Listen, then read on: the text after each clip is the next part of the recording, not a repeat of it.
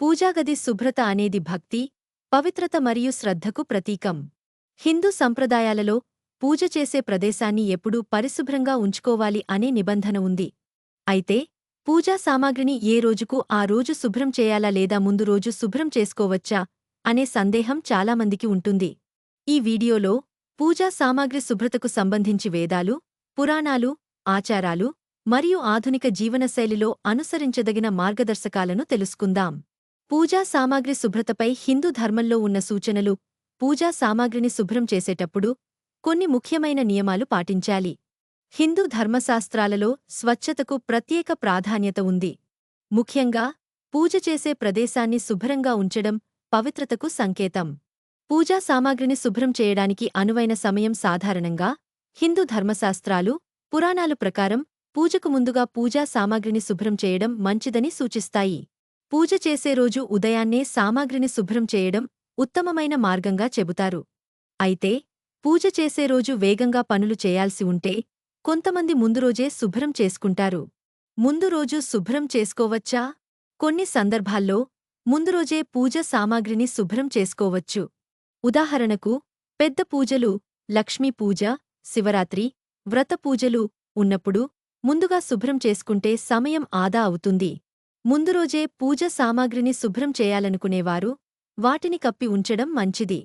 పూజ సామాగ్రిని శుభ్రం చేయడానికి పాటించాల్సిన నియమాలు. శుభ్రతకు ప్రాముఖ్యత. హిందూ సంప్రదాయాలలో శరీర శుభ్రత మరియు ఆధ్యాత్మిక పవిత్రత చాలా ముఖ్యం. గృహ దేవతలు ఉండే ప్రదేశాన్ని ఎల్లప్పుడూ శుభ్రంగా ఉంచాలి. ఎలాంటి నీటిని ఉపయోగించాలి? గంగాజలం లేదా తులసి కలిపిన నీటిని ఉపయోగించడం శుభప్రదం. సాధారణంగా శుభ్రమైన నీరు మరియు కొద్దిగా హల్దీ లేదా గోమూత్రం కలిపిన నీటిని ఉపయోగిస్తే శుద్ధి కలుగుతుంది. పూజా సామాగ్రిని ఎలా శుభ్రం చేయాలి? దేవతా విగ్రహాలు పాలు, నీరు, తులసి కలిపిన నీటితో శుద్ధి చేయాలి. కలశం, ధూపదానాలు ప్రతిరోజు శుభ్రం చేయడం ఉత్తమం. వస్త్రాలు దేవతల అలంకరణకు ఉపయోగించే వస్త్రాలను వారానికి ఒకసారి లేదా అవసరమైనప్పుడు శుభ్రం చేయాలి. పూజామందిరం గోడలు, నేల, దీపాలు అన్నీ శుభ్రంగా ఉండేలా చూసుకోవాలి. దినచర్య ప్రకారం పూజా సామాగ్రి శుభ్రత. ప్రతిరోజు పూజ చేసేటప్పుడు చిన్న చిన్న వస్తువులను శుభ్రం చేయాలి. ప్రతి శనివారం, అమావాస్య, పౌర్ణమి సమగ్రంగా పూజాగదిని శుభ్రం చేయడం శ్రేయస్కరం. పండుగల ముందు దీపావళి, ఉగాది, లక్ష్మీ పూజ వంటి సందర్భాల్లో ముందుగా పూజా సామాగ్రిని శుభ్రం చేయడం శుభప్రదం. పూజ సామాగ్రి శుభ్రత వల్ల కలిగే లాభాలు. ఆధ్యాత్మిక శాంతి. శుభ్రత మానసిక ప్రశాంతతను అందిస్తుంది. నెగటివ్ ఎనర్జీ తొలగింపు. గృహ దేవతల ప్రదేశం శుభ్రంగా ఉంటే మంచి శక్తులు కొలువుదీరతాయి. పూజ ఫలితాన్ని పెంచుతుంది. పవిత్రమైన ప్రదేశంలో చేయబడే పూజకు ఎక్కువ శక్తి ఉంటుంది. ఆరోగ్య ప్రయోజనాలు. ధూపదీప నైవేద్యంతో కూడిన శుభ్రమైన ప్రదేశం ఇంట్లో శుభ వాతావరణాన్ని కలిగిస్తుంది.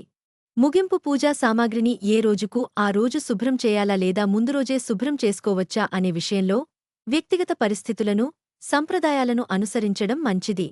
సాధారణంగా ప్రతిరోజు చిన్న చిన్న పూజ సామాగ్రిని శుభ్రం చేయడం ఉత్తమం.